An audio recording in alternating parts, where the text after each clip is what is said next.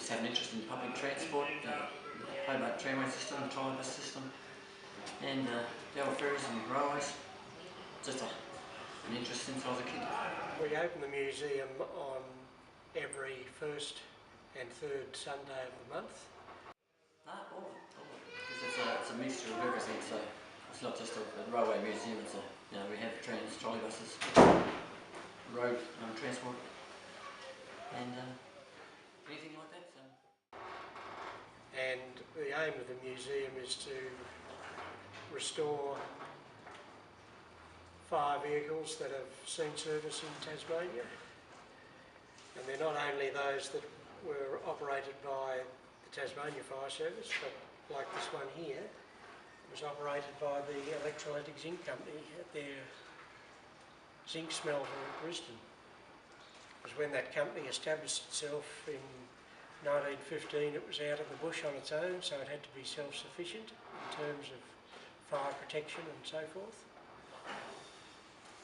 The other vehicle we've got on display is the first fire vehicle that was motor powered that saw service in Queenstown on Tasmania's west coast. So that's a 1929 Chevrolet. So the bodywork is unique because it was actually built in Queenstown. They just bought it as a cab chassis. Around the state we've probably got 30 odd vehicles, some in the southern region, others in the northwest and the north. And they're all in various stages of restoration and so on. So, who inspired you to originally join the museum? Well, I'm a serving firefighter, and it's just one of those things that myself and a few others have got an interest in, is maintaining the fire service heritage. We have a roster system where we come out probably every 4th or 5th time that the museum's open, so that if you come in 2 weeks' time, it'll be somebody different from the museum. We've got a good mixture. The old Newtown railway station up there, which we transferred from Newtown, which is where the Newtown Station Ministry is now. And they just cut it in half, put on trucks, brought it out here and replaced it up there. And we have some visitors. How you doing? Sorry. Just the 3 of us, thanks. All under 4.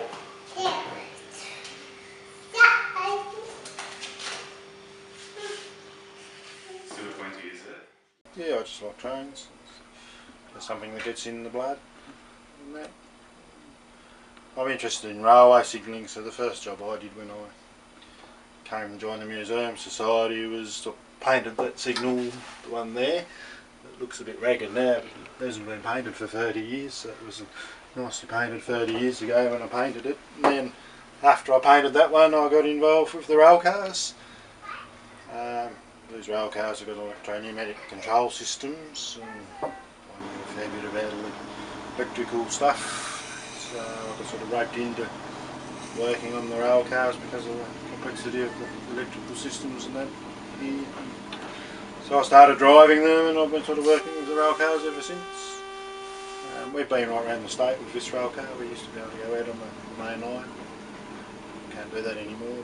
This rail car sort of been around the state, so it caused a few issues. We were coming down from Georgetown once, and some vandals had piled rocks and boulders over the track, and this rail car ploughed into them, and it broke an oil pipe, and we lost all our engine oil, broke a lot of the brake gear, so we had to get towed from where we were into Launceston, and we had a marathon effort overnight and run around trying to get spares for Gardner engines, but we managed to get it all done, and we left on time the next day for the rest of our rail trip without any further incidents. But these were built in 1952, so they're a bit hard to get parts for. So some things it's surprising you can get parts for them, but a lot of the stuff's hard to get hold of now. But they're still running pretty well. Hopefully they will for a few more yet. So I'll just do the driving now. I'll give him a hand, give the maintenance guy a hand, because I've got, you know, lots of knowledge of the systems here, so if there's something he can fix, I'll come down and give him a hand to fix it. Yeah. Hey, we're trying to get out on the main line. It just depends on what happens there. That's the really nice. It's a battle getting on the main line. It'd be nice to have a bit of a longer run rather than the few hundred metres of track that we've got. It's nice to go to somewhere.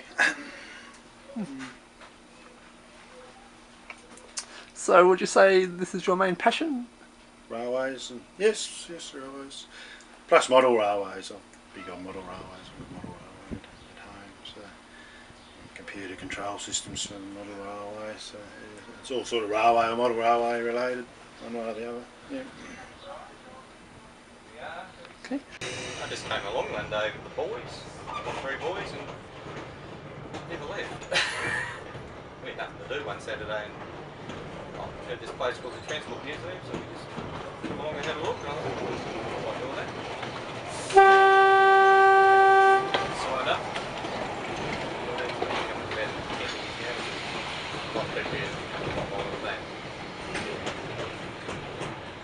So what was your main passion here? I wasn't a driver, well, I've done that. So I just driver, guard, do a lot of work, like a bit of mechanical work. Restoration on the older rail cars. We've got a rail car out the back that we've started doing the restoration on now. So, gets me out of, just gets me away from things for a while. Come here and Relax? relax, yeah, don't have to. There's no set pace you have to do anything. You haven't got the boss breathing down your throat. Just, yeah. It's just a good chance to come and have a bit of a laugh with the boys and catch up in rail gossip. So you're a bit of a train fan then, all along? Oh, yeah, must have been. Yeah. Just found out later in life, would you say? Yeah. So we've got a big model rail collection at home now, so we spend a fair bit of time out in the garage with that. So, yeah. So where do you see the museum say in the future? Excuse me? Just waiting for a lot of these old fellas to retire or die or something so we can do something. No. Mainline running coming up. Possibility of that happening, so yeah, I can see us going ahead. I can see us maybe a few years down the track having to either move location because it'll be too big, or have a separate storage area for some of the vehicles, future acquired vehicles, so that maybe we can do it on a rotation. We can, depending on, being that there's no Tasrail land on the main line anymore, it's something we could possibly do now. A satellite yard. But yeah, I can see us going broke. Yeah, there are a lot of older members, like well up in their 50s and 60s and 70s, some of them now. Even early 80s for some. We need some younger members.